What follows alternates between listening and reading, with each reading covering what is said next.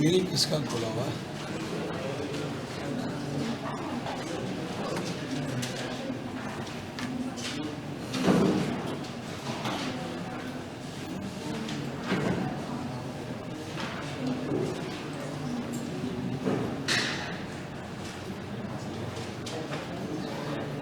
Screen आ रही? जो घर वाले हैं जो घर पे मौजूद हैं उनको स्क्रीन आ रही है सारी?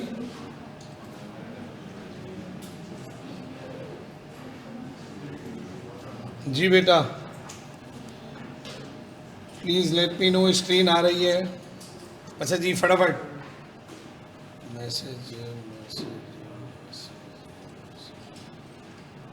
ठीक है, गुड। कोई ऐसा स्टूडेंट जो पिछली क्लास में नहीं था हमारे साथ, अब है हमारे साथ? Please, those who are conducting और टेकिंग क्लास एट होम। ठीक है। अच्छा जी, कुछ छोटी सी बात जो हम पिछली क्लास में करके आ रहे हैं, तो those who make it require, जिनकी याददाश्त में है, नंबर दिया, ये भी ग्रुप में ऐड करवा दें। अच्छा, ये इसके लिए आप दिनेश से कांटेक्ट करेंगे बेटा। उमर, आप दिनेश से कांटेक्ट करेंगे, मैं दिनेश का नंबर ग्रुप पे डाल रहा हूँ, आप पर्सनली उनको व्हाट्सएप कर दें तो will make it add you. ठीक है बेटा?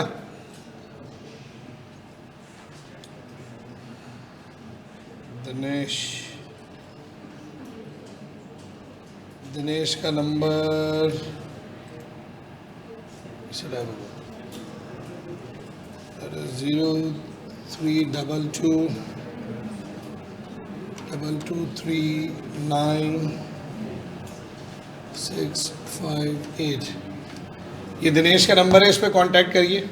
ये महम को क्यों चला गया है?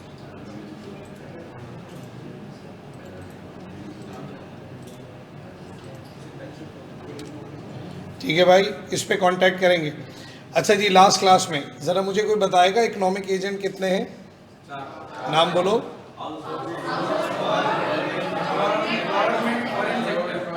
Excellent. House hold, firm, government और फॉरेन सेक्टर।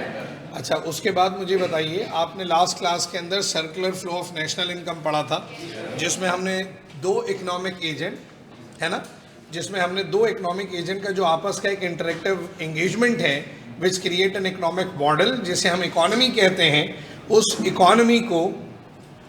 उस इकोनॉमी के जो मॉडल को हमने डिस्कस किया था, जिसको हमने टू सेक्टर डायग्राम या circular flow of national income कहा था, कि किस तरीके से इकोनॉमी के अंदर मोमेंटम डेवलप होता है और दो इकोनॉमिक एजेंट आपस में एक्सचेंज एक्टिविटी को परफॉर्म करते हैं। अच्छा, वैसे जब पुराना स्टडी टेक्स्ट था तो 4 इकोनॉमिक सेक्टर भी था ना, यानी कि 4 सेक्टर डायग्राम भी था, लेकिन अब वो हट गया, वो नहीं है अब, तो उसको फिर बाद में देखते हैं। अभी मौका लगा तो मैं बता दूंगा, लेकिन फ़िलहाल हम यहाँ से आगे बढ़ेंगे ऑनवर्ड्स। इसको डिस्कस करने के बाद उस दिन मैंने इंजेक्शन और लीकेजेस के बारे में बताया था, है ना। ज़रा लड़कियों में से कोई मुझे बताएगा, कोई लड़कियों में से बताएगा लीकेजेस के बारे में? बीच में नहीं बोलना। कितने लीकेजेस थे? कौन? हाँ हाँ हाँ हाँ, सेविंग, टैक्सेस और इम्पोर्ट्स। अच्छा, जो घर पे बैठे हैं उनमें से कोई मुझे बताएगा इंजेक्शंस का मॉडल क्या था? इंजेक्शन में क्या क्या था, कोई बताएगा मुझे? Those who are at home, please let me know, injections में क्या कुछ था?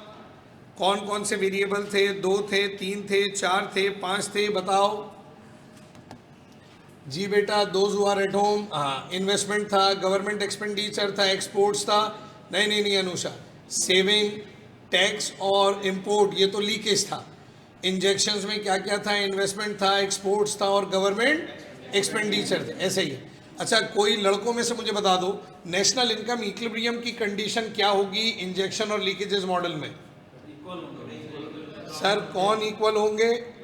सर, जब इंजेक्शंस और लीकेजेस एक दूसरे के इक्वल हो, that would be called national income equilibrium, ऐसा ही है। अच्छा, उसके बाद अगर हमारे मुल्क में, क्या नाम है बेटा वाइट शर्ट में? सुफियान जल्दी बता, अगर इंजेक्शंस ग्रेटर देन हो लीकेजेस से तो व्हाट डज इट मीन? अगर इंजेक्शंस ग्रेटर देन हो लीकेजेस से तो what does it mean? Injection ज़्यादा यानी कि इन्वेस्टमेंट, गवर्नमेंट एक्सपेंडिचर, एक्सपोर्ट ज़्यादा है और लीकेज कम है।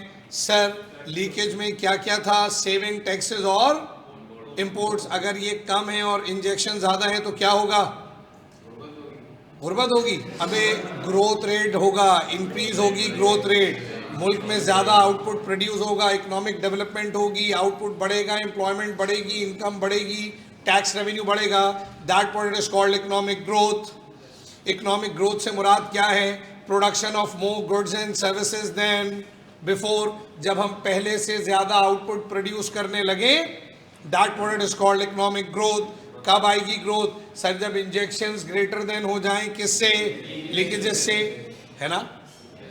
और इकोनॉमिक ग्रोथ कम कब होगी, सर जब लीकेजेस ज़्यादा और इंजेक्शंस कम हो। So it will restrict our economic growth. तब डोमेस्टिक प्रोडक्टिविटी कम होगी, मुल्क में पैदावार कम होगी, एम्प्लॉयमेंट लेवल कम होगा, बिजनेस का प्रॉफिट कम होगा। सर क्यों होगा, क्योंकि लीकेजेस ज़्यादा और इंजेक्शंस कम। ठीक है, तो वो ग्रोथ रेट को कम कर देगा। ठीक है ना, शाबाश, घर वाले भी रिस्पॉन्ड कर रहे हैं, अच्छी बात है। आगे बढ़े सर, यहाँ से आगे बढ़े तो हमने ये सारा कुछ पढ़ा, इकोनॉमिक मॉडल के बारे में, इकोनॉमिक एजेंट के बारे में, economics as a social science, है ना। इन चारों एजेंट्स के बारे में पढ़ते हुए हम आगे बढ़े। This circular flow also has been discussed in our last class, agree.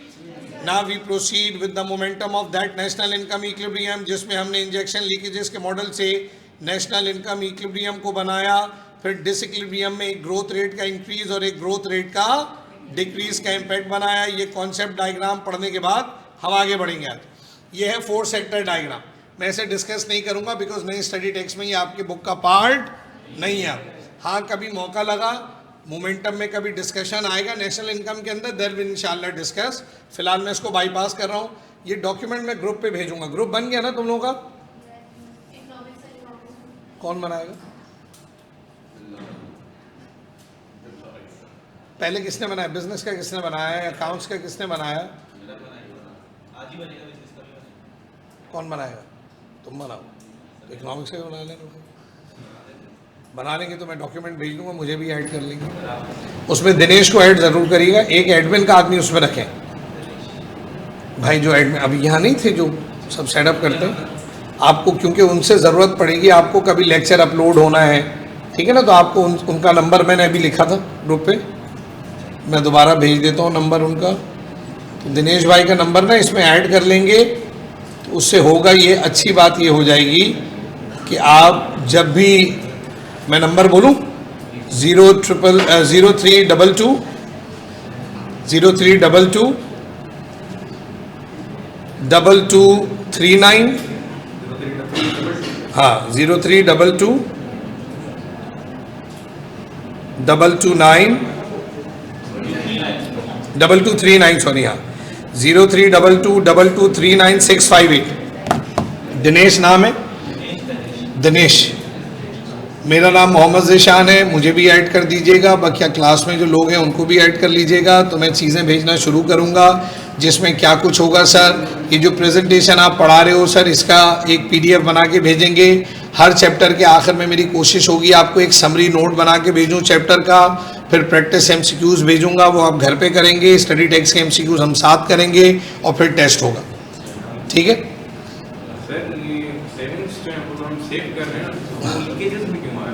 मेरा बेटा, जो पैसा आपने सेव कर लिया ना, वो सिस्टम में वापस नहीं आया।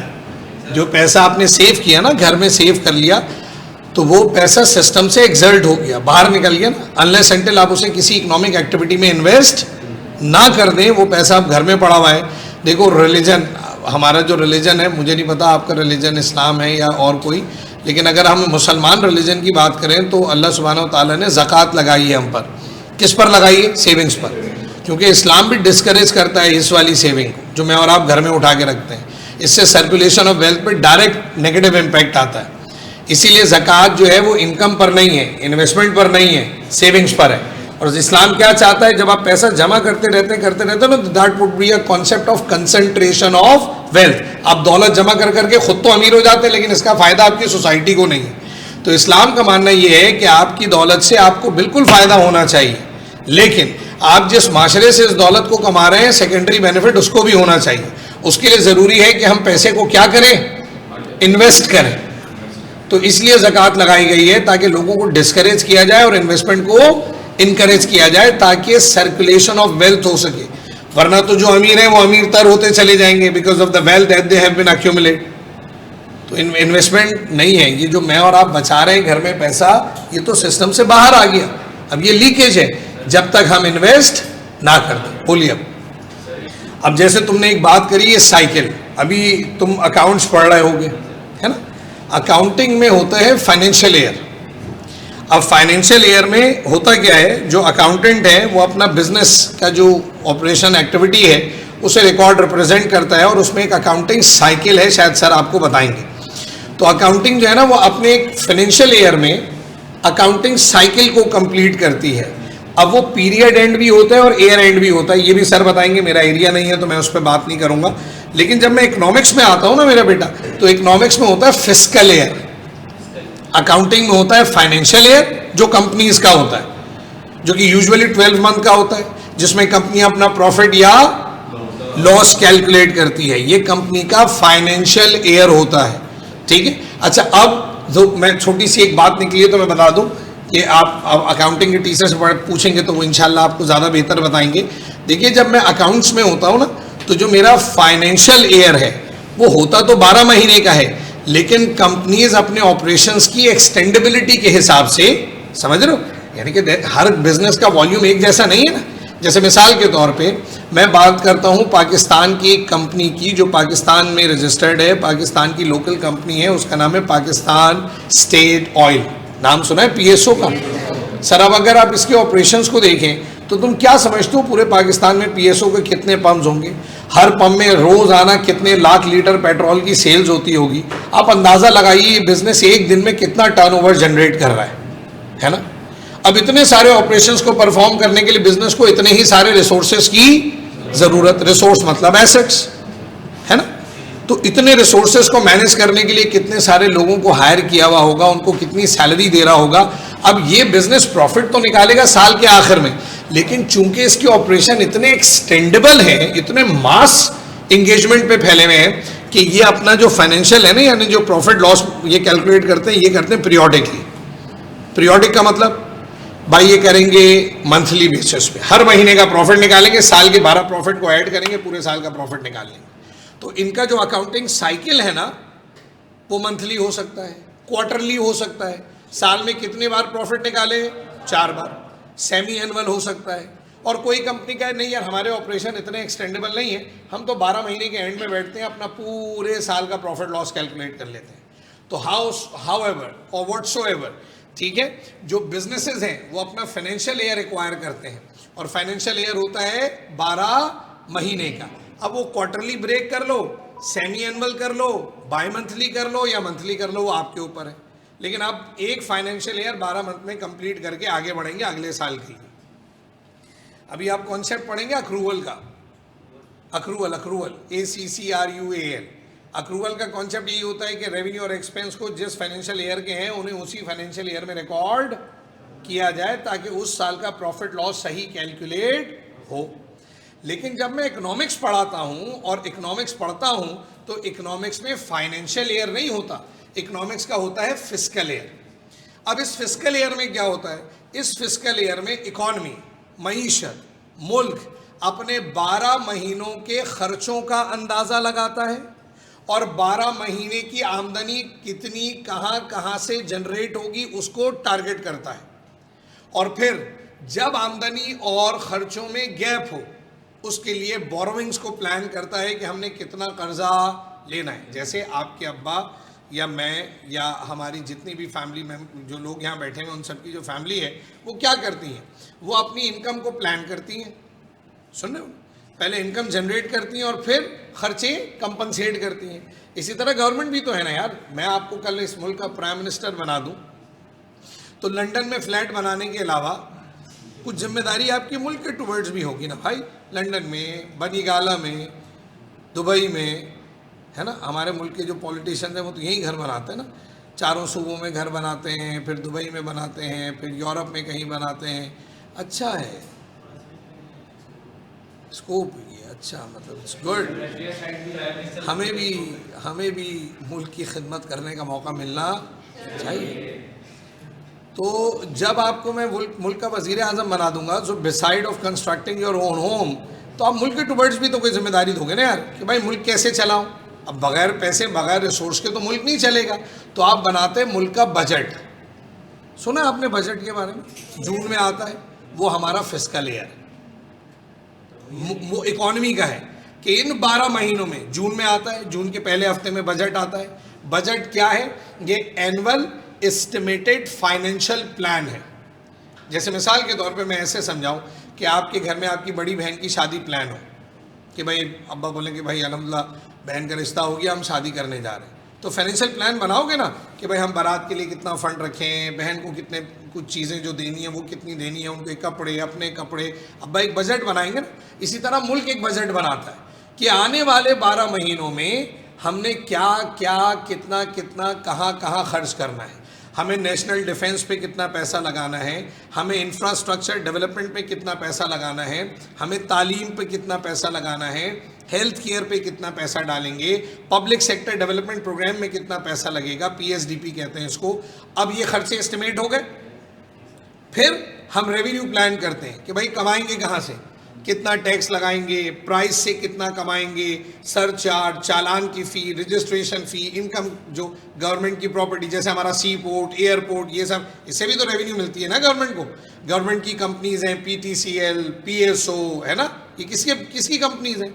National bank. इधर से कितना प्रॉफिट आएगा, डैम्स बनाए हुए उनसे बिजली बेचेंगे, उससे कितना प्रॉफिट आएगा, ये सब हम अंदाज़ा लगाते हैं। ये हमारा फिस्कल ईयर होता है। दो फर्क है ना, अभी बोल तो रहा हूँ, कंपनी का फाइनेंशियल ईयर होता है और इकोनॉमी का फिस्कल ईयर होता है। कंपनी अपने फाइनेंशियल ईयर में अपने प्रॉफिट लॉस को कैलकुलेट करती है और इकोनॉमी अपने फिस्कल ईयर में अपने खर्चे और अपनी आमदनी का तखमीना, अंदाज़ा, एस्टिमेशन करती है कि आने वाले 12 महीनों में हम कितना खर्च करेंगे और कहाँ कहाँ से कितने पैसे कमाएंगे, और अगर हमारी आमदनी और हमारे खर्चों में गैप हुआ तो हम कितना कर्ज लेंगे और कहाँ से लेंगे और कैसे पूरा करेंगे। समझ रहे? और कंपनी का होता है फाइनेंशियल ईयर कि भाई ये शुरू वाले से जनवरी से, अब जनवरी में ट्रांजैक्शंस परफॉर्म होंगी। अभी बता रहे होंगे सर ट्रांजैक्शन क्या होती है, पढ़ा है ना? ट्रांजैक्शंस को रिकॉर्ड करते हैं, फिर उसे क्लासिफाई करते हैं, बताया ना सर ने? अकाउंटिंग के फंक्शंस बताए होंगे, वो सब हमें भूल गए। तो वो सब करते करते करते ऐसे आप क्या करते हैं, at the end of the year जाते हैं या at the end of the period जाते हैं और कंपनी का प्रॉफिट लॉस कैलकुलेट करते हैं। और इकोनॉमी प्रॉफिट लॉस नहीं निकालती है, एस्टिमेशन ऑफ एक्सपेंडिचर और रेवेन्यू करती है, उससे फिर डेट मैनेजमेंट करती है। डेट मैनेजमेंट मतलब कितना कर्जा लेना है इंटरनली, कितना कर्जा लेना है एक्सटर्नली, और मुल्क को कैसे चलाना है अच्छे से। ठीक है? तो मेरे मोहतरम दोस्तों, यहाँ से बात आगे बढ़ी। अब ये 4 सेक्टर डायग्राम चूंकि अभी बुक में नहीं है, इसलिए मैं इसको छेड़ नहीं रहा हूँ, लेकिन मौका लगेगा तो मैं इसको बता ज़रूर दूंगा आपको। आगे बढ़ते हैं। उसके बाद जनाबे वाला, देखो जितने इकोनॉमिक एजेंट है ना मेरे बच्चों, तमाम इकोनॉमिक एजेंट का जो सर्वाइवल है वो जुड़ा हुआ है रिसोर्सेस से। किससे जुड़ा हुआ है? रिसोर्स। रिसोर्स किसे कहते हैं?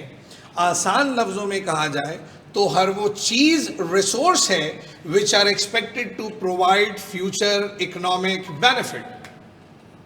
ये लैपटॉप रिसोर्स, ये फर्नीचर, ये इक्विपमेंट, ये मशीनरी, ये इंटरनेट का कनेक्शन, है ना, ये सब क्या है? ये इस इदारे का रिसोर्स है। जैसे आपके घर में है, याद है पिछली क्लास में बताया था क्या कुछ है जिसे तुम और तुम्हारी फैमिली मिलकर इस्तेमाल करते हो। सर हमारा अपना घर हमारा रिसोर्स है ना? उस घर का फर्नीचर, वहाँ की मशीनरी, वहाँ का इक्विपमेंट, ये सब क्या है? हमारे रिसोर्सेज हैं। अम्मा अब्बा के पास जो कैश है, जो ज्वेलरी है, हमारे कपड़े हैं, जूते हैं, हाउस होल्ड है, ग्रॉसरी है, अब्बा की गाड़ी, अब्बा की बाइक, मेरी बाइक, ये सब क्या है? हमारा रिसोर्स है। That we use in order to make it require और drive the maximum possible satisfaction. Clear? So मेरी और आपकी ज़िंदगी रिसोर्सेज के बगैर अल्लाह ने इस दुनिया में जो मुझे और आपको भेजा, सबब जोड़ा ना। भूख लगेगी क्या करोगे? खाना खाएंगे सर। गर्मी लगेगी सर, फैन चला लेंगे। रहने के लिए घर चाहिए। बिल्कुल ऐसे ही अब्दुल हसन, आप कह सकते हैं कि जब मैं रिसोर्स को अकाउंटिंग टर्मिनोलॉजी में बोलूं तो वो एसेट्स हैं। मैंने बोला ना, ये जो बिजनेस है ना, ये जो ARDT में बैठे हैं आप, ये बिजनेस है।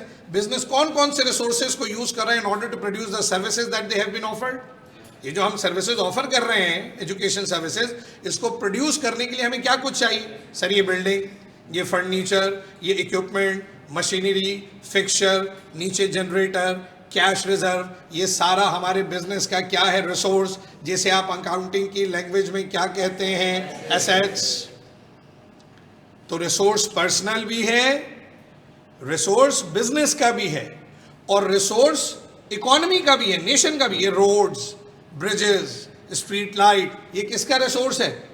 ये नेशन का रिसोर्स है, कंट्री का रिसोर्स है। जैसे कंट्री अपने लोगों की इकोनॉमिक लाइफ को बेहतर बनाने के लिए क्या कर रही है? इस्तेमाल।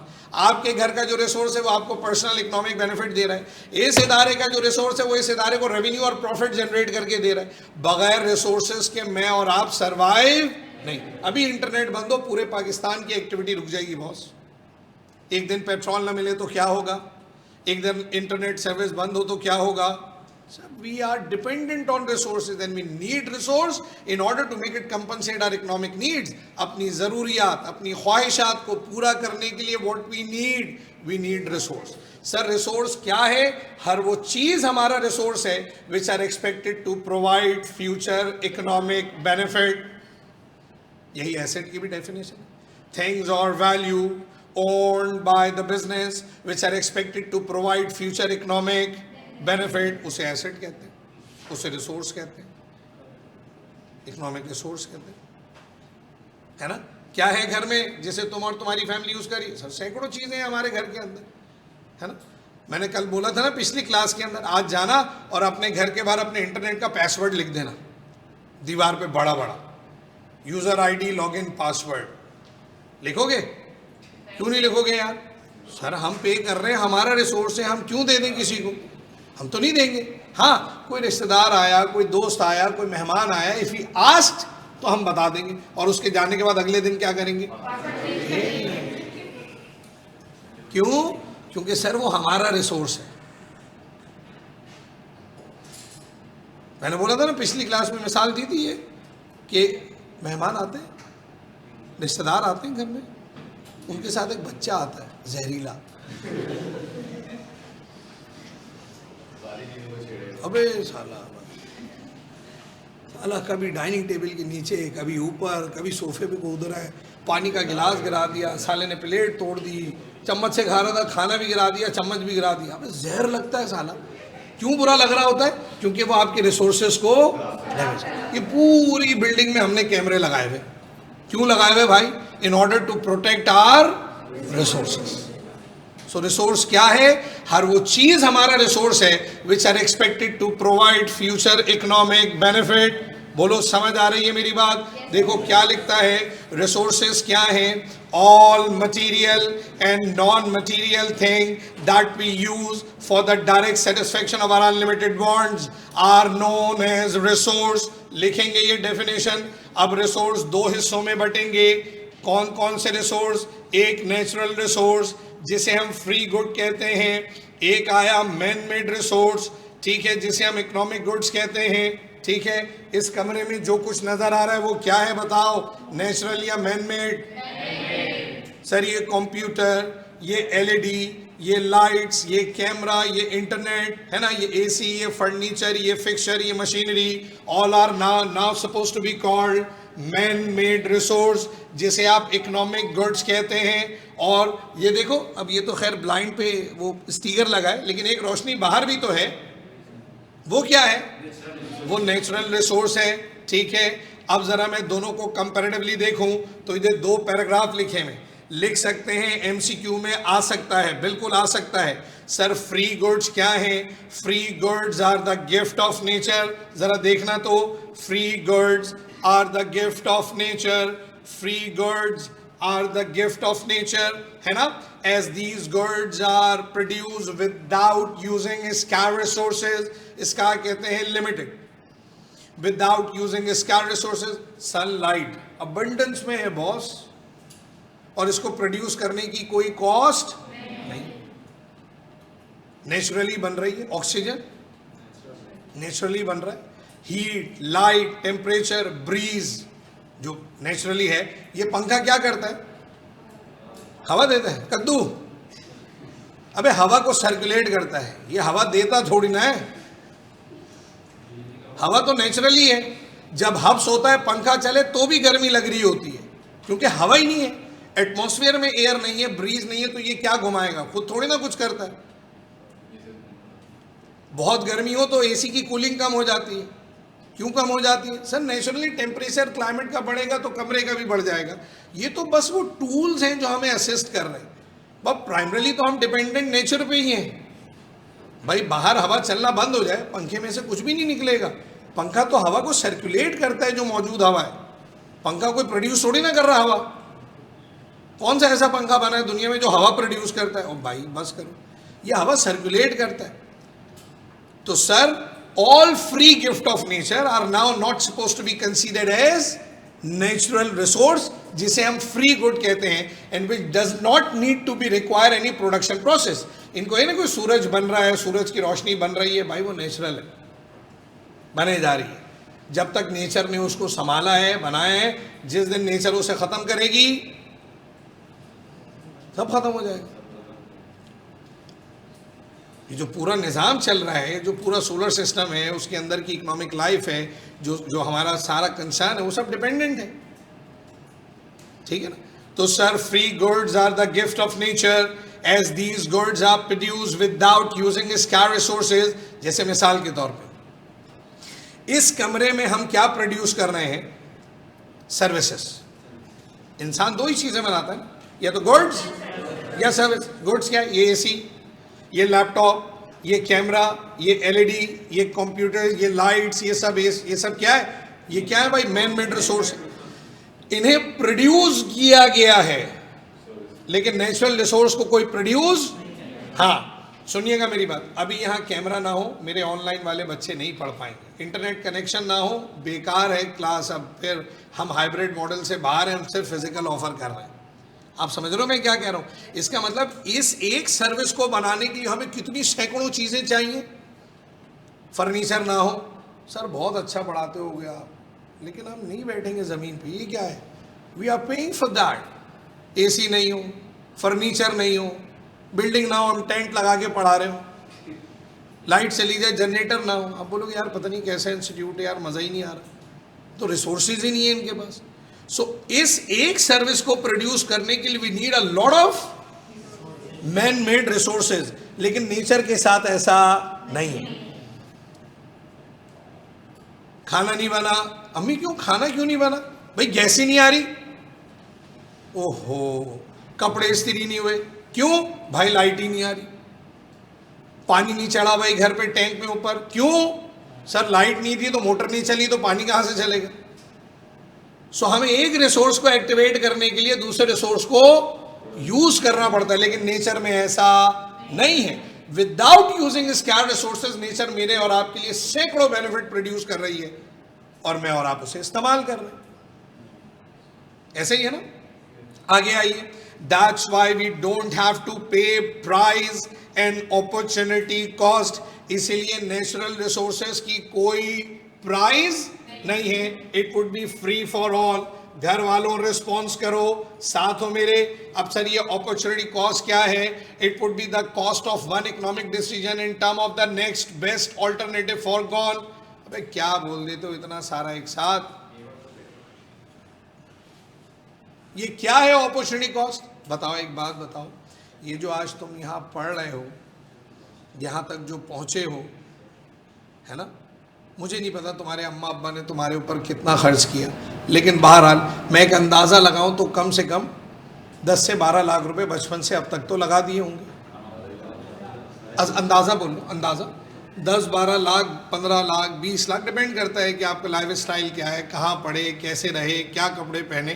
तो 10-15 लाख रुपए तो लगे होंगे ना भाई, लगे होंगे। अगर वो ये पैसे तुम पर ना लगाते तो क्या वो अपनी दूसरी ज़रूरियात को पूरा कर सकते थे या नहीं? definitely they sacrifice all of their economic needs in order to compensate this कि ये गधा पढ़ ले,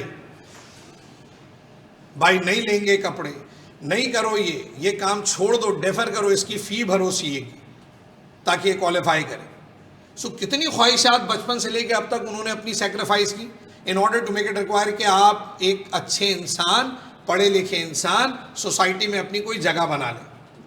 ना बनाते, आपके अब्बा भी आपको as a revenue tool use करते, वो होती किसी घर की आया, आप होते किसी मैकेनिक के यहाँ छोटे, ऐसे ही है ना भाई। नहीं कराते क्या लोग अपने बच्चों से काम?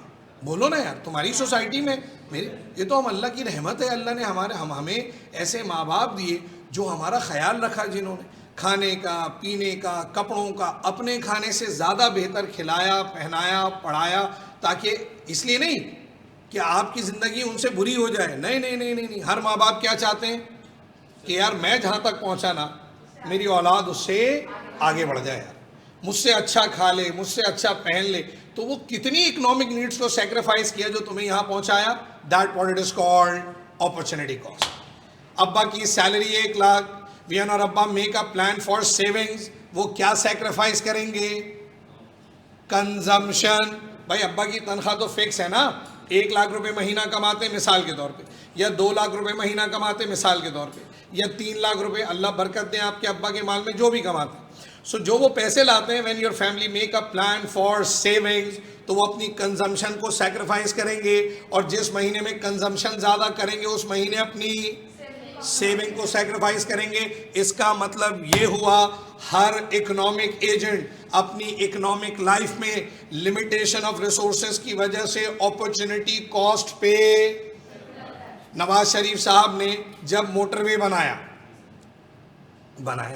माने अच्छे काम को तो माने, कैसे बनाया सर? पूरा ये देखें आप, यहाँ सुपर हाईवे से निकले, जबरदस्त मोटरवे बना हुआ ऑल द वे केपी के, चारों प्रोविंसेस को मिला दिया। आप देखें जबरदस्त है, बस वो सक्खर का एक हिस्सा है वो टूटा हुआ है, बाकी आप लाहौर चले जाएं, इस्लामाबाद चले जाएं, पिंडी चले जाएं, यार जबरदस्त रोड बने, सारा मोटरवे का नेटवर्क बना दिया, बाद में उसे बेच दिया, वो एक अलग डिबेट है। सो जब हमारा प्राइम मिनिस्टर नवाज शरीफ साहब मोटरवे के नाम पर इंफ्रास्ट्रक्चर पे पैसे लगा रहा था, तो डेफिनेटली हेल्थ केयर पे कम लगा, एजुकेशन पे कम लगा, नेशनल डिफेंस पे कम लगा। इमरान खान साहब के दौर में कोविड आया, उन्होंने हेल्थ पर पैसा लगाया, है ना, रिहेबिलिटेशन सेंटर बनाए, ट्रेनिंग स्टाफ है, वैक्सीनेशन मंगवाई, वो जो प्रिकॉशनरी सूट्स होते हैं, सैनिटाइजर्स, ये सारी चीज़ें, ऑक्सीजन का सारा निज़ाम, सिलेंडर्स, जब वो हेल्थ पर लगा रहे थे तो ना पैसा इंफ्रास्ट्रक्चर पे लगा, ना एजुकेशन पे लगा, ना डिफेंस पे लगा। इसका मतलब हाउस होल्ड हो, इंडिविजुअल हो या गवर्नमेंट हो, every economic agent have to pay an opportunity cost because of the limited resources that we have. अब बने दिए 10,000 रुपये, जाओ यार जाओ, मार्केट जाओ और जाकर शॉपिंग कर लो, कज़न की शादी है, एक अच्छा सूट ले लेना अपने लिए, बल्कि एक काम करो 5,000 और रख लो। आपने फिर अब्बा की तरफ देखा, 20,000 तो दें, अच्छा चलो ये लो 20,000, जाओ। अब एक काम करना है, एक वलीमे वाले दिन के लिए कुछ ले लेना, ट्राउज़र, शर्ट और शू, और एक शलवार कमीज़ और अच्छा कोई सैंडल या लाइट वॉक ले लेना बारात के लिए। अब आप गए मार्केट में घुसे, आपको एक जूता अच्छा लगा 18,950 रुपये, आपने ख़रीद लिया, ठीक है, 1,150 रुपये का खाना खा लिया या 1,050 का खाना खा लिया, घर आ गए। अब घर में पेट तो भरा हुआ है, लेकिन अब्बा आपकी उसी जूते से तवाज़ा करेंगे कि अबे साले ये जूते पहन के जाएगा क्या खाली, अजीब सा नहीं लगेगा? कपड़े कहाँ हैं? बोला अब्बू इतना अच्छा जूता, जूता तो देखें आप, क्या दबंग है, सब मेरे जूते ही देख रहे होंगे और तुम खा रहे होगे। तो भाई अब क्या करते हैं, we are try to make it acquire a combination. Pant shirt महंगा लूंगा तो शू सस्ता आएगा, शू महंगा ले लूंगा तो ट्राउजर और शर्ट सस्ती लेनी पड़ेगी, because of the limited resources that we have. We always have to pay an opportunity cost, लेकिन फ्री गुड्स की कोई अपॉर्चुनिटी कॉस्ट नहीं है। ऐसे तो नहीं ना, जब मैं और आप सांस ले रहे हैं तो अंधेरा हो गया, लेकिन ये तय है कि जब मैंने जूता महंगा लिया तो कपड़े बुरे आएंगे, जब मैं सांस ले रहा हूं तो रोशनी भी वैसी ही है, हवा भी चल रही है। ऐसा तो नहीं ना कि रोशनी आ रही है तो हवा रुक गई, हवा आ रही है तो लाइट, ये ऐसा नहीं है। बिजली का बिल ज़्यादा आ जाए घर में, क्या होता है, अम्मा अब्बा अपनी किसी दूसरी ज़रूरत को कम करते हैं, बिकॉज हमारी इनकम लिमिटेड है। और घर में कैसा माहौल हो जाता है, बंद करो फालतू लाइटें, वहाँ कौन बैठा हुआ है, तुम्हारा बाप भरेगा बिल। मनुष्यों पूरा दिन घर में पड़े रहते हो, पढ़ते क्यों नहीं हो, उठ जाओ, एक जगह बैठो, लाइटें बंद करो, एसी बंद करो, क्या लगाया हुआ है तुम लोगों ने। वो बेचारे सुबह से निकलते हैं, शाम 60,000 का बिल आ गया है, तुम लोगों को एहसास है या नहीं? क्यों परेशान हो रहे होते हैं? बिकॉज वी नो दैट कि हमारे रिसोर्सेज लिमिटेड है। अगर बिल ज्यादा आ गया तो मुश्किल हो जाएगी इसे पूरा करना, क्योंकि हमारी इनकम तो नहीं बढ़ी। समझ रहे हैं आप मेरी बात? लेकिन फ्री गुड्स की कोई अपॉर्चुनिटी कॉस्ट नहीं होती। फिर आइए, बड़ी इंपॉर्टेंट बात एक और लिखा हुआ है, free goods have a value in use. Free goods का सिर्फ इस्तेमाल है, इसे खरीदा और बेचा नहीं, इसका वैल्यू इन एक्सचेंज नहीं है। ठीक है ना? मिसाल के तौर मैंने ऐसे किया, मतलब हवा खरीदोगे, अब पागल हो गए मौलवी, अनसेंट बातें कर रहा, हवा कौन खरीदे, हवा तो है भाई। कोई बाहर खड़ा होकर बेचे, मैं सूरज की रोशनी बेच रहा हूँ, ले लो ले लो ले लो, आप बोलोगे भाई क्या हो गया? तो सीवी पे जाके समंदर बेचो, आप नहीं कर सकते। ये नेचुरल है भाई, ये फ्री फॉर ऑल है। इसकी वैल्यू इन यूज तो है, इस्तेमाल तो करेंगे हम सारे, लेकिन इसे बेच नहीं सकते। दूसरी तरफ आइए, economic goods are the man made resource. ये इंसानों ने बनाए हैं, वो एक चाहे पेन हो या पेन से लेके एरोप्लेन तक हो। समझ रहे? ये सारी की सारी क्या है? ये मैन मेड रिसोर्स है, जिन्हें आप इकोनॉमिक गुड्स कहते हैं। Economic goods are the man made resource, these goods are produced, है ना? देखो ये क्या लिखा हुआ है, these goods are scarce in supply which require production process, that's why we have to pay price and opportunity cost for man made resource। तो जितने मैन मेड रिसोर्स हैं, सुन रहे हो मेरी बात, उसकी प्राइस भी है, उसकी अपॉर्चुनिटी कॉस्ट भी है। उसकी प्राइस भी है, अपॉर्चुनिटी कॉस्ट भी है बॉस। जैसे मिसाल के तौर पे आपकी फैमिली ने प्लान किया कि यार हम उम्रा परफॉर्म करने जाएंगे। अब आपने बोला यार कैसे जाएं, ये बाय एयर तो जाएं, लेकिन PIA से जाएं या एमिरेट से जाएं। अगर एमिरेट करते हैं तो टिकट महंगी है यार एमिरेट्स की। PIA का टिकट 1,20,000 का, एमिरेट्स का टिकट 1,60,000 का, 40,000 रुपये पर इंडिविजुअल पे ज़्यादा। हम जा रहे हैं 5 लोग, तो 2 लाख रुपये बन गए। तो अबे यार, तो अगर हम यार नहीं यार PIA कर लेते हैं, लेकिन ऐसा ना हो टिकट ऊपर की घट जाए और उम्रा तो ना हो, नमाज जनाजा हो जाए हमारी, वो भी गायबाना। नहीं भाई, नहीं यार नहीं, होटल सस्ता ले लो, टिकट ले लो भाई अच्छी एयरलाइन की यार, ताकि सुकून से जाएं भाई और फेयरलेस जाएं। वरना वैसे तो अल्लाह के रास्ते में जाते हुए अल्लाह तो याद आएंगे, PIA में ज़्यादा याद आएंगे, बार बार याद आएंगे। अबे साला, टोरंटो की फ्लाइट जा रही थी अभी, उस दिन डॉन न्यूज़ में 2 घंटे पहले उड़ा दी, पैसेंजर ही नहीं आए, आधे पैसेंजर बिठा के जहाज उड़ा दिया। अजीब सुन चल रहे भाई। तो सर अगर एयरलाइन का टिकट महंगा ले लिया ना, तो वहाँ होटल सस्ता लेना पड़ेगा। बिकॉज हाँ, आप अनलिमिटेड रिसोर्सेज हो फिर तो कोई बात ही नहीं, लेकिन ऐसा मुमकिन नहीं। We have to pay an opportunity cost.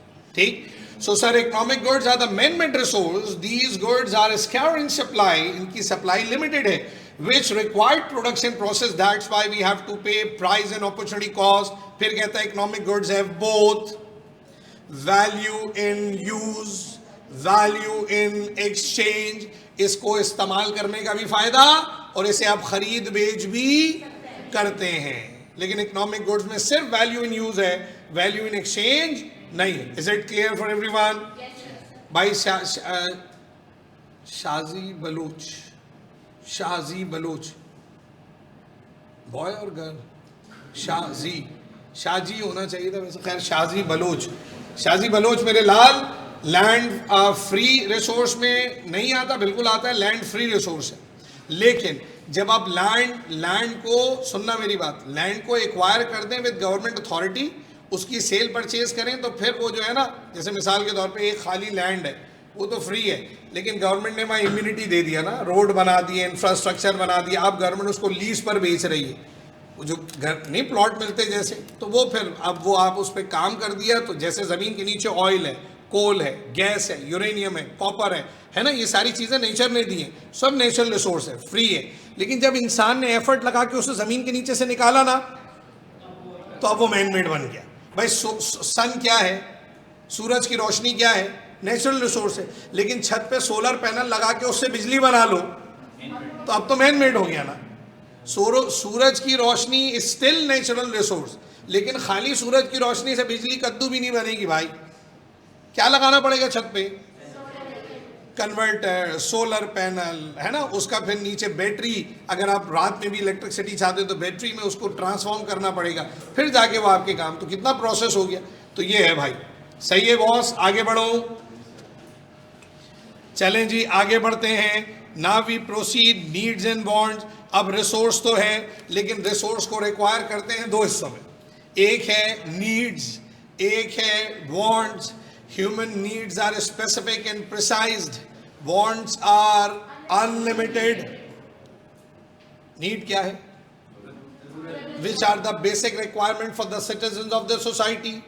अब जैसे जैसे हम सिविलाइज्ड होते जा रहे हैं ना, माशरा डेवलप हो रहा है, तो हमारी नीड का जो पैकेज है, जो स्कोप है, वो बढ़ता जा रहा है। जैसे हम शहर में रहने वाले हैं तो हमें यार इंफ्रास्ट्रक्चर, देखो गांव में, गांव होते छोटा सा, जो रूरल एरिया है छोटा सा होगा, देहात छोटा सा है, उसी 4-5 किलोमीटर 6 किलोमीटर में सब रह लेते हैं, घर होंगे, मस्जिद होगी, कम्युनिटी होगा, मंदिर होगा, चर्च होगा, पार्क होगा, मज़ार, वो मज़ार बोल रहा हूँ, मार्केट होगी, ये सारी चीज़ें होंगी, मज़ार भी हो सकती है, ये सारी चीज़ें होंगी, एक कम्युनिटी करीब करीब। अब कराची देखो कितना फैला हुआ है यार, आप में से कोई आ रहा है जनाब डिफेंस से, कोई आ रहा है नॉर्थ नाजमाबाद से, कोई आ रहा है गार्डन से, कोई आ रहा है लियारी से, कोई कोरंगी से, कोई PCHS से करीब से भी आ रहा है, कोई आ रहा है जनाब औरंगी टाउन से, कितनी दूर से। अब रोड ना हो क्या होगा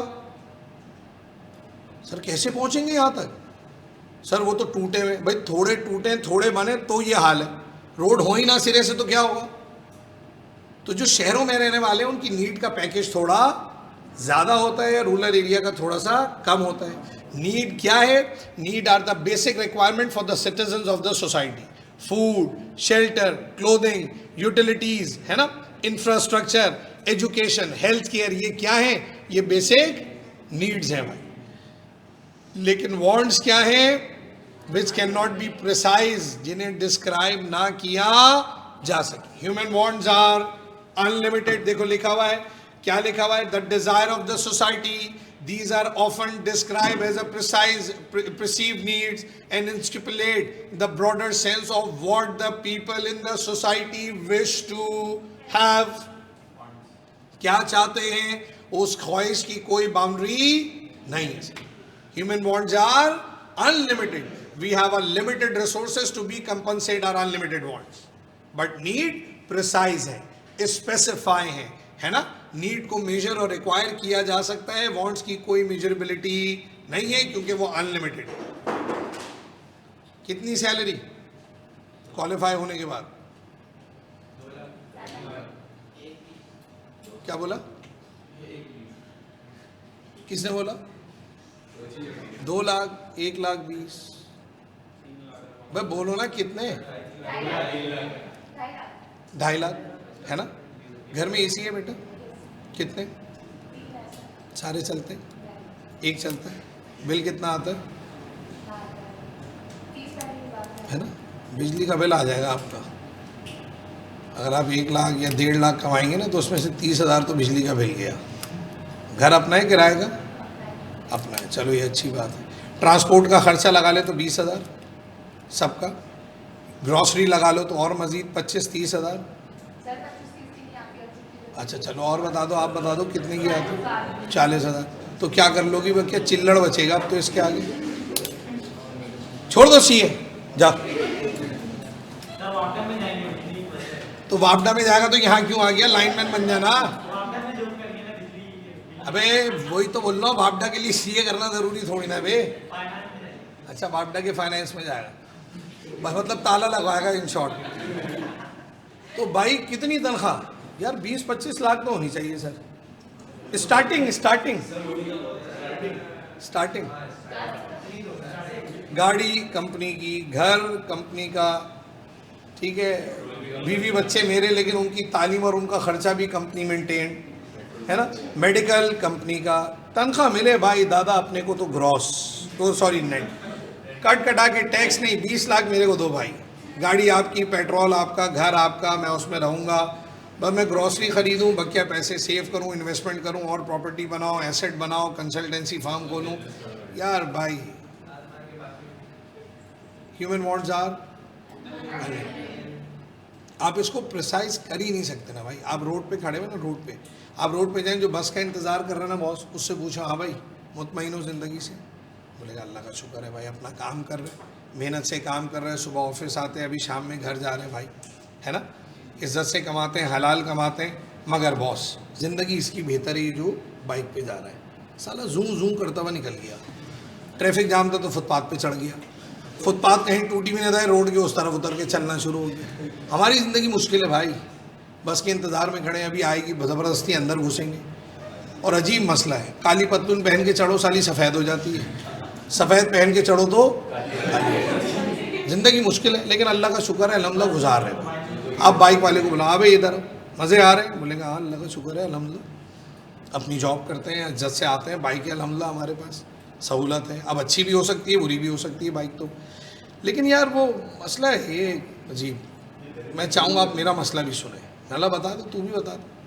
बोला सर ये जो बाइक है ना, ये जो हम चला रहे हैं, कोई हमें मारे या हम किसी को मारे, लगनी साली हमें ही है। अभी हम खुशी हो हमें या गम हो, बाइक चलाते में आंसू हमारे ही निकलेंगे, ठीक है।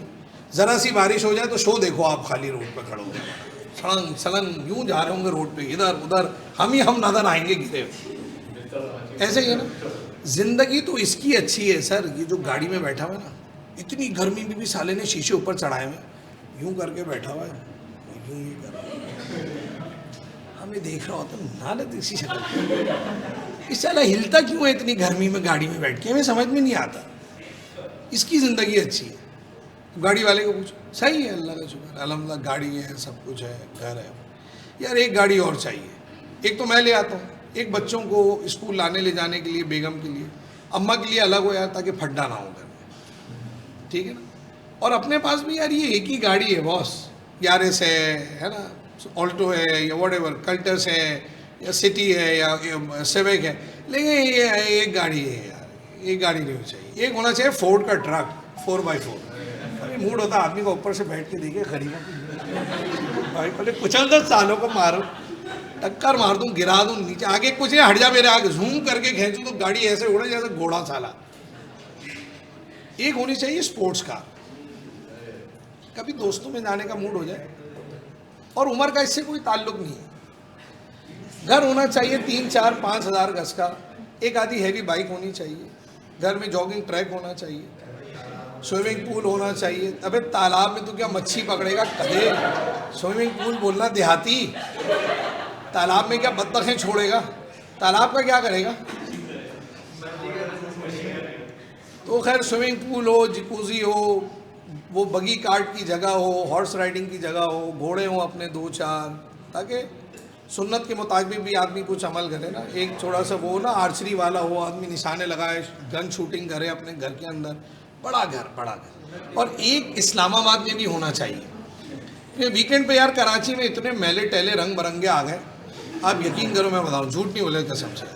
अभी आप किधर भी चले जाओ ना, किधर मॉल में चले जाओ, किधर चले जाओ, पैसा भी सबके पास ही आ गया अब तो, क्योंकि हलाल हराम की तमीज़ है नहीं, तो हर जगह जो है ना वो गोला गंडा नज़र आ रहा होता उस्ताद, कहीं कमीज़ के नीचे लटकता हुआ नज़र आता, कहीं उसके मुंह पे नज़र आ रहा होता। I don't like to be do this, I need to be go to Islamabad on weekends, Saturday Sunday में चला जाऊँ इस्लामाबाद। लेकिन भाई आजकल इस्लामाबाद में भी बहुत मसला है यार, ये पीटीआई वालों को चैन नहीं है, ये साले हर थोड़े दिन में आके धरना देते, ये पत्थर मारे, ये मारे, ये भाई दुबई बॉस।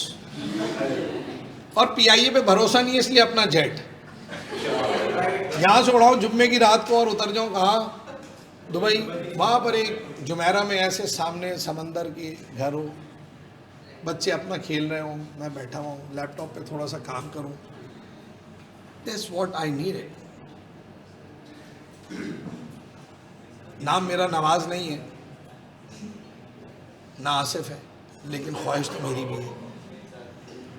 मैं भी चाहता हूँ भाई मुझे भी मुल्क की खिदमत का मौका दो, मैं भी इंशाल्लाह मुल्क की खिदमत करूँ। यार ये हम सब चाहते हैं, ह्यूमन वांट्स आर, इसकी कोई बाउंड्री नहीं है।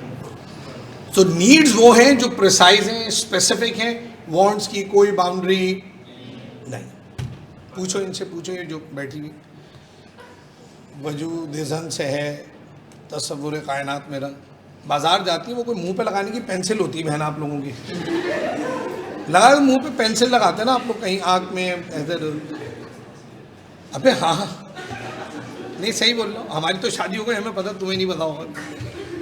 तो वो पेंसिल लेने जाती हैं 4 आंटियाँ मिलके, और पूरा बाजार जो है ना वो अगर नज़र से कुछ हो रहा होता ना तो आग लगी पड़ी होती दुकानों में, सारे दुकानदार भीख मांग रहे हो रोड पे। अबे तुम पेंसिल लेने गई हो आंटी, और ज्वेलरी की दुकान पे देख के सारी डिबेट हो रही है कितना प्यारा लग रहा है, कितने का होगा, 5 लाख का ले लेते हैं, अभी नहीं मूड नहीं हो रहा, चलो पेंसिल तो ले लो पहले। कपड़े देख रही हर दुकान वाले की दुकान की ऐसी की तैसी, बोल नहीं पाऊंगा मैं। वो बेचारा दिखा दिखाए परेशान के भाई कोई खरीद ले।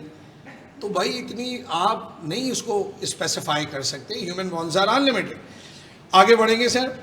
अब क्या हुआ, इधर here we come with the fundamental economic problem. अब ये एक ऐसा इकोनॉमिक परसुएंस है, एक ऐसा इशू है जिससे तमाम economic agent acquired to be engage है। वो क्या है, the allocation of scarce resources to satisfy potentially unlimited wants.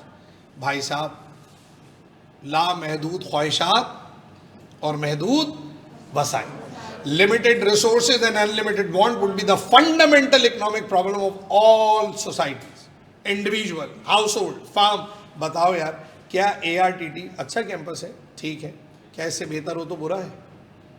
बोलो यार भाई, इससे बड़ा हो, पर्पसली बिल्ड बिल्डिंग हो, बाहर एक अच्छा पार्क हो, बेहतरीन सा कैफेटेरिया हो, अंदर बेसमेंट में स्विमिंग पूल हो, लड़कों का जिम अलग हो, लड़कियों का प्ले एरिया अलग हो, इंडोर गेम्स की जगह हो। पूछो अहमद भाई को बुला के पूछो यार, जिशान दिल तो कसम से यही चाहता है, लेकिन because of the limited resources we are bound to make it require कि हम यहाँ अपने ऑपरेशंस को परफॉर्म करें। लेकिन प्लान है बॉस, इंशाल्लाह ऐसा कैंपस बनाऊंगा।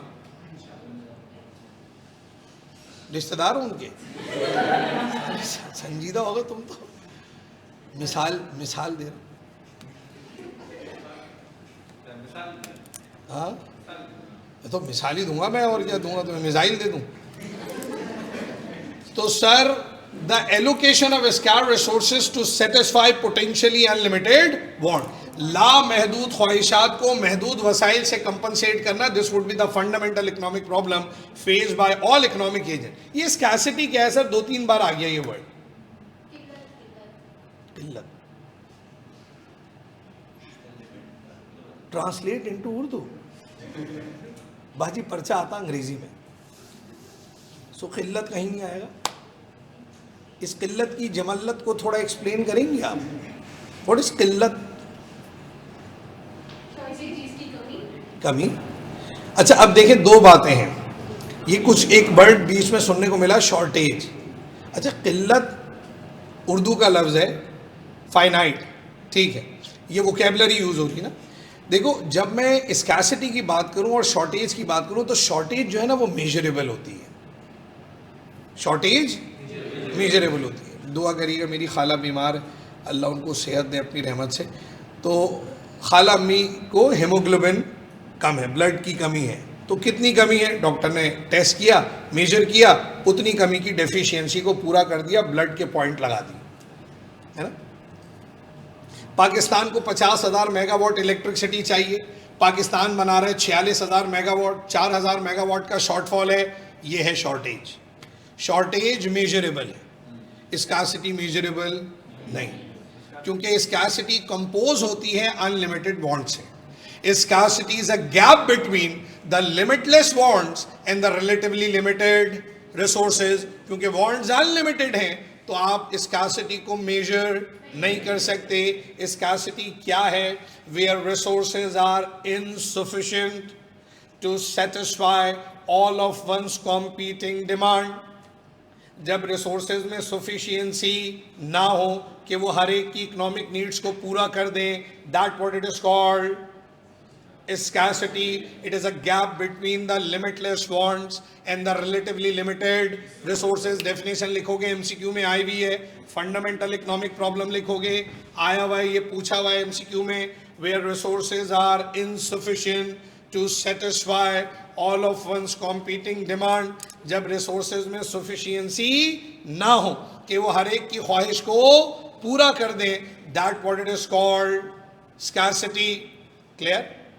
आगे आइए, फिर क्या कहता है? In general scarcity is a gap between the limitless wants and the relatively limited resources. लामहदूद ख्वाहिशात और महदूद वसाइल के दरमियान जो एक गैप है, this gap would be called scarcity. आगे आइए, due to this very problem we have to make a choice between most urgent and less urgent want. Which want needed to be satisfied, which want needed to be sacrificed. किसे पहले पूरा करूं और किसको defer कर दूं, क्योंकि मैं अपनी हर ख्वाहिश को पूरा सर क्यों नहीं कर सकते? Because of the limited resources. समझ रहे हैं मेरी बात? आइए देखिए क्या कह रहा है. The process of allocating scarce resources between competing alternative. मिसाल से समझो, अब्बा मंथ के एंड में जब सैलरी, अपना प्रॉफिट, अपना वॉट एवर रिवॉर्ड लेकर घर आते हैं, अम्मा अब्बा बैठ के क्या करते हैं? Process of allocating. हाँ आ जाओ भाई, बैठ जाओ. सैलरी मिल गई? हाँ मिल गई. हाँ अच्छा हुआ भाई, वो ये फीस मांग रहा था. चलो भाई, बच्चों की ट्यूशन फी अलग, घर का रेंट अलग, ग्रॉसरी के पैसे अलग. The process of allocating, allocation identify करना, इतने पैसे इसके लिए, इतने पैसे इसके लिए, इतने पैसे इस चीज के लिए. बिजली का बिल ज्यादा आ गया तो चीख निकली. क्यों? क्योंकि लिमिटेड रिसोर्सेज है, एलोकेशन अब ज्यादा हो रहा है. सेविंग खत्म हो गई इस दफा, नहीं बचा पाए पैसे. क्यों नहीं बचा है? अरे भाई पेट्रोल इतना महंगा है, बिजली इतनी महंगी है, बिल तो देखो कहां पहुंच गया. So sir, the process of allocating scarce resources among competing alternative. भाई आया यार, अबू वो फ़ोन ख़राब हो गया है. अच्छा कितने का है यार? वो देखा तो मैंने, वो 16 Pro Max. औकात में आ जाओ. मैं तुम्हें देखा था, मैं तो वैसे ही बता रहा था आपको, लेकिन वो एक एंड्रॉयड फ़ोन मैंने देखा है सैमसंग का, तो वो अराउंड 48. हमें नहीं भाई, दिमाग ठीक है, 48 यूज़ में ले ले कोई. ये बिकेगा कितने का? हाँ वो गया था 13,000 रुपये बोल रहा है इसके. 15 का बेच इसको, 15 और मुझसे ले ले. बहन आ गई इधर से, क्या दिला रहे? इसको फ़ोन दिला रहे हैं. हाँ ये क्या है? ये कॉम्पीटिंग ऑल्टरनेटिव है जो सब लड़ रहे हैं. उधर से अम्मा आ गई, क्या 15,000 किसको दे रहे हैं आप? किस खुशी में? दफा आ इधर से. मेरे भाई की शादी होने वाली है, मैंने आपको पहले बोल दिया, वहाँ पैसे आप अलग उठा के रखेंगे. कॉम्पीटिंग ऑल्टरनेटिव, हर ख्वाहिश पूरी कोशिश करने, अपनी अपनी एक क्लेमेंस को आगे आ रहा है कि भाई मुझे पहले, मुझे पहले, मुझे पहले. लेकिन आप क्या कर रहे हैं? कुछ को पूरा कर रहे हैं, कुछ को डेफर कर रहे हैं on the basis of the urgency of want. कौन सी मोस्ट अर्जेंट है, कौन सी लेस अर्जेंट है, आप उसे एक्वायर्ड करके उसको कंपनसेट कर दें. बिकॉज हम हर ख्वाहिश पूरी नहीं कर सकते, बट हम रिसोर्स एलोकेशन स्मार्टली करते हैं to be require the maximum benefit the decision that we have been taking. आगे आइए, तो चॉइस हो गई. अब आया जैसे एग्जाम्पल है, सर ये नेचुरल गैस हमारे मुल्क में है ना, क्या क्या इस्तेमाल है? सर इंडस्ट्रियल यूज़ है, इसका डोमेस्टिक यूज़ है, और एक इसका ट्रांसपोर्टेशन हो जो CNG आप देखते हैं. अब गवर्नमेंट को पता है भाई नेचुरल रिसोर्स ग्रेजुअली क्या हो रहा है, कम हो रहा है, तो हमें इसको स्मार्टली यूज़ करना है. भाई ट्रांसपोर्टेशन को महंगा कर दो, क्योंकि अब हाइब्रिड गाड़ियाँ आ रही हैं, फ्यूल की प्राइस को कंट्रोल करो. गाड़ियों के लिए CNG अब नहीं है. देख लें आप, क्यों नहीं मिलेगी? क्योंकि भाई हमें घरेलू सार्फिन को देना है, डोमेस्टिक कंज्यूमर और कमर्शियल. डोमेस्टिक में भी 2 हेड्स आते हैं, डोमेस्टिक के अंदर भी 2 आएंगे. एक नॉन कमर्शियल यूज़ जो मैं और आप कर रहे हैं, घरों में इस्तेमाल करते हैं, ये नॉन कमर्शियल, हम बेचते नहीं है ना कुछ. लेकिन एक है कमर्शियल यूज़, खाने का रेस्टोरेंट, बेकरी, वो भी तो गैस इस्तेमाल कर रहे हैं. तंदूर की दुकान वाला वो उधर उसे इनपुट के तौर पे इस्तेमाल कर रहा है, रोटी बना रहा है, रोटी बनाकर बेच रहा है। एक ये हो गया, ट्रांसपोर्टेशन हो गई। और इंडस्ट्रियल यूज में या तो थर्मल एनर्जी, या तो गैस से जनरेटर चला के आप बिजली बना रहे हो, या अपने मशीन अपने इक्विपमेंट को किससे चला रहे, गैस से चला रहे। तो अब अगर आपको प्राइम मिनिस्टर बनाया जाए तो सबको दे तो नहीं सकते सर, सबको नहीं दे सकते। क्यों नहीं दे सकते भाई? इतनी गैस सिस्टम में है ही नहीं। अब क्या करें sir? We have to make a management of our resources. हम क्या करेंगे? हम गाड़ियों के लिए गैस को करेंगे बंद। इतना डिस्करेज करो, इतना डिस्करेज करो, महंगी भी कर दो और हफ्ते में कर दो 1 या 2 दिन। आप देखें सीएनजी पंप पे रश है, आप किसी सीएनजी पंप पे देखा आपने? मिलती नहीं है गैस, मिलती ही नहीं। सारे सीएनजी पंप आहिस्ता आहिस्ता आहिस्ता या तो पेट्रोल पंप में कन्वर्ट हो रहे हैं या बंद हो रहे हैं। आप समझ रहे हैं मेरी बात? तो भाई गाड़ियों के लिए अब हमारे पास गैस नहीं है, क्योंकि हम आने वाले 10 सालों में इलेक्ट्रिक व्हीकल पे जाने वाले हैं। तो अब या तो पेट्रोल मिलेगा या हाइब्रिड गाड़ी लो या ईवी व्हीकल ले लो। इलेक्ट्रिसिटी की प्रोडक्शन की कैपेसिटी मुल्क में है, क्योंकि मुल्क अपने डैम्स पर काम कर रहा है। केपीके में कई डैम्स बन रहे हैं, डैम बनेगा, पावर शॉर्टेज खत्म हो जाएगी, गैस के ऊपर भी बर्डन कम होगा। पैरेलल स्ट्रेटेजी है कि अब गाड़ियों को गैस नहीं मिलेगी। अच्छा, अब घर वालों को फ्रीक्वेंट देंगे? नहीं, घर वालों को भी उस वक्त दो जब इनको खाना सुबह 6 बजे से दोपहर 12-1 बजे तक, फिर बंद कर दो, दोपहर में बंद कर दो। दोपहर 2 बजे से लेके शाम 5 बजे तक गैस बंद, फिर शाम 5 बजे खोल दो घरों की गैस, और रात 10-11 बजे तक गैस दे दो, ताकि रोटी बनाना है, खाना पकाना है, चाय बनानी है, सब कर ले। रात 11 बजे से सुबह 6 बजे तक गैस फिर बंद। इंडस्ट्री को कब देंगे सर? कमर्शियल यूनिट जो दुकानें हैं, ये खाने के रेस्टोरेंट्स हैं, तंदूर की दुकानें हैं, बेकरीज हैं, भाई बेकरी को तो हम दे सकते हैं गैस, लेकिन खाने के रेस्टोरेंट्स को भी आप शाम 5 बजे से गैस देना शुरू करेंगे, रात 3-4 बजे तक। फैक्ट्रीज को अनइंटरप्टेड दो। क्यों? फैक्ट्री को क्यों? रिश्तेदार है? नहीं, फैक्ट्री से क्रिएट होगी एम्प्लॉयमेंट अपॉर्चुनिटी, इससे बनेगी मुल्क की प्रोडक्टिविटी, आउटपुट बढ़ेगा, ग्रोथ रेट इंक्रीज होगी। तो भाई फैक्ट्रीज को तंग नहीं करो, इनको तो गैस, हाँ हफ्ते में 1 या 2 दिन है जिसमें हम फैक्ट्रीज की गैस को क्या कर देंगे, बंद करेंगे, ताकि सिस्टम में गैस का रिजर्व प्रिजर्व रहे। तो ये क्या है सर? ये क्या है? ये एंगेजमेंट है, स्ट्रेटेजिक एंगेजमेंट है कि आप रिसोर्स को कैसे यूटिलाइज करते हैं। कहाँ देंगे? तो देखो वो बल्ब कहाँ जला है? As an input resources. हमने डोमेस्टिक को सेक्रीफाइस किया, कमर्शियल को सेक्रीफाइस किया, ट्रांसपोर्टेशन को सेक्रीफाइस किया, थर्मल एनर्जी को सेक्रीफाइस किया, और आउटपुट को इनपुट रिसोर्स में दे दिया, ताकि जब गैस से आउटपुट बनेगा तो प्रोडक्शन कॉस्ट भी कम होगी। गैस से जब फैक्ट्रीज चलेंगी, जब कॉस्ट कम होगी तो इन्वेस्टमेंट बढ़ेगी, और बिजनेसमैन ज्यादा इन्वेस्टमेंट करेगा तो लोगों को ज्यादा जॉब मिलेगी और इकोनॉमिक प्रॉस्पेरिटी आएगी, प्रॉफिट भी जनरेट होगा बिजनेस का। तो सर ये है process of allocation because of the reason of scarcity, and the fundamental is that कि how can we use our limited resources in order to be compensate our unlimited wants. Is it clear for everyone? तो अच्छा, जो लोग पहले पढ़ के आ रहे हैं, डेफिनेटली ये उनके लिए एक थोड़ा सा वेकअप कॉल है। जो पहली बार पढ़ रहे हैं, मैं ऐसे पढ़ा रहा हूँ कि ये सारे बच्चे मेरे साथ पहली बार हैं, ताकि सब एक्वायर्ड बिहेवियर में इसको पूरी तरह पढ़ें।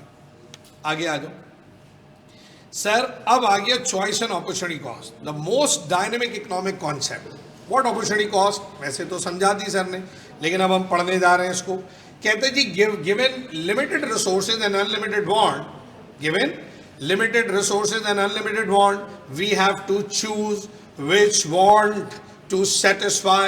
Limited resources can be put into various uses.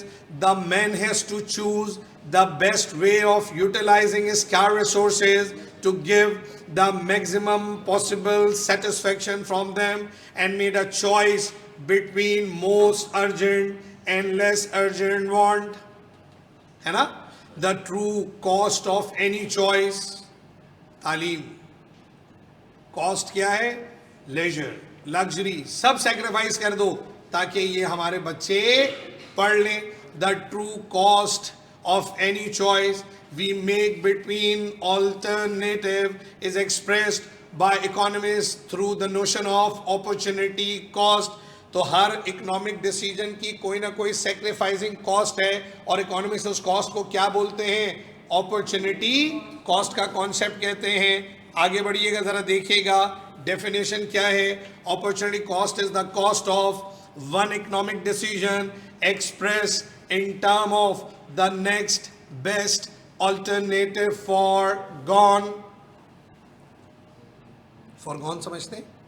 जिसे छोड़ दिया. क्यों? कि हमें इस चीज को एक्वायर करना था. दोनों को क्यों नहीं कर पा रहे हो? Because of the limited resource. The cost of one economic decision in term of the next best alternative for gone. सुनिएगा मेरी बात. हर इकोनॉमिक डिसीजन, जैसे मैंने अभी example the, when an house hold a family make a plan for savings, what they sacrifice there consumption. और ईद आ गई, Christmas आ गया और या पूजा आ गई रिलीजन के हिसाब से, डेफिनेटली हमारे खर्चे क्या होंगे? बढ़ेंगे. And when we expedite more, when we consume more, है ना, तो हम क्या सेक्रीफाइस करेंगे? सेविंग्स. ठीक है. अहमद रजा मीर, साजिद कबाडिया, शरीफ ताबानी, है ना, ये वो सारे लोग हैं जो कराची में सीए के इंस्टीट्यूट चला रहे हैं. कलीम रहमानी, ये सब कौन है? Qualified charter accountant. भाई फर्म में जाके जॉब करते, कमाते लाखों लाख, नहीं कमा रहे होते. वे पुराने अहमद भाई द यंगेस्ट चार्टर अकाउंटेंट इन पाकिस्तान, कमा रहा होता तो अभी 20-25 लाख तो आराम से कमा रहा होता. हाँ ना, तो और क्या, डेफिनेटली कमा रहे होते, आराम से कमा रहे होते. लेकिन उन्होंने उसको क्या कर दिया? सैक्रिफाइस. नहीं, मैं नहीं कमाऊंगा आर्टिकल से, मैं नहीं करूंगा ऑडिट का काम, है ना, मैं क्या करूंगा? मैं अपना बिजनेस करूंगा. इंस्टीट्यूट खोला, पैशन था, पढ़ाने का शौक था. और मैं ये समझता हूं कि बहुत अच्छा डिसीजन था. जितनी सैलरी कमा रहे होते हैं ना, आज शायद उतनी क्या दे रहे हैं पता है? सैलरी दे रहे हैं. शरीफ तबानी भी, कलीम रहमानी भी, साजिद कबाडिया भी. ठीक है. हाँ, इब्राहिम ऑडिट पढ़ाता है आईक्यू स्कूल, पहले यहीं पढ़ाता था. तो इब्राहिम ने चला गया बाहर ना, इब्राहिम भाई चले गए बाहर, हमारे दोस्त थे, जूनियर था हमसे. इब्राहिम चला गया बाहर कहाँ चला गया? फॉर्म ज्वाइन कर ली. तो डेफिनेटली अब सिर्फ ऑनलाइन पढ़ाऊंगा, फिजिकल वाला बेनिफिट. तो अब उधर ऑडिट फॉर्म से कमाने के लिए अपने एजुकेशन को क्या कर दिया? सैक्रिफाइस. Opportunity cost. मोटरवे बनाया, एजुकेशन हेल्थ को क्या कर दिया? सैक्रिफाइस. इमरान खान ने हेल्थ पे लगाया, एजुकेशन इंफ्रास्ट्रक्चर को क्या कर दिया? Sacrifice. Because of the limited resources, every economic agent have to pay an opportunity the cost of one economic decision. क्या है इकोनॉमिक डिसीजन? अपना सीए का इंस्टीट्यूट खोलूंगा in term of the next best alternative forgone. क्या छोड़ूंगा? अपनी firm छोड़ दूंगा, फर्म छोड़ दूंगा, नहीं करूंगा. अच्छा, जो नहीं छोड़े फर्म, तो वो यहां से मिलने वाली रेवेन्यू को छोड़ देगा. सो हर इकोनॉमिक डिसीजन की अपॉर्चुनिटी कॉस्ट है. आगे आ जाइए, एग्जाम्पल देखेंगे. आपके सामने कॉन्सेप्ट मैप बना हुआ है, जरा देखना क्या लिखा हुआ है. 2 क्यूबिकल्स हैं, 2 बॉक्सेस हैं. एक तरफ लिखा हुआ है अनलिमिटेड बॉन्ड्स, दूसरी तरफ क्या लिखा हुआ है? इस गैप ने किस मसले को डेवलप किया? स्कार्सिटी की वजह से. What we have to pay, choice between most urgent and less urgent bond. The concept of opportunity cost in the term of the highest value option forgone. क्या sacrifice कर सकता हूं in order to be require this? देखो, 2 options हैं. Opportunity 1 health care, opportunity 2 public goods यानी कि infrastructure. अगर government roads और इंफ्रास्ट्रक्चर पे लगाएगी तो हेल्थ को क्या कर देगी? सैक्रिफाइस या कॉम्प्रोमाइज. और हेल्थ पर लगाएगी तो किसे सैक्रिफाइस करेगी? So every economic agent have to pay an opportunity cost. जरा देखो ये एग्जाम्पल पढ़ लो. अपॉर्चुनिटी कॉस्ट की डेफिनेशन लिख लेना, डेफिनेशन लिख लेना. एग्जाम्पल लिखने की जरूरत, पढ़ लो, गो थ्रू कर लो. जो घर पे हैं वो भी रिस्पॉन्स करें. अबे मैं जिंदा में हूं तो बोलो, कुछ तो बोला करो. कुछ नहीं मैं बोल रहा पूछ रहा तो कम से कम हेलो हाय सर कुछ भी बोलो ताकि लगे तुम भी हमारी औलाद हो। पढ़ो, पार्टिसिपेट करो। वालेकुम अस्सलाम।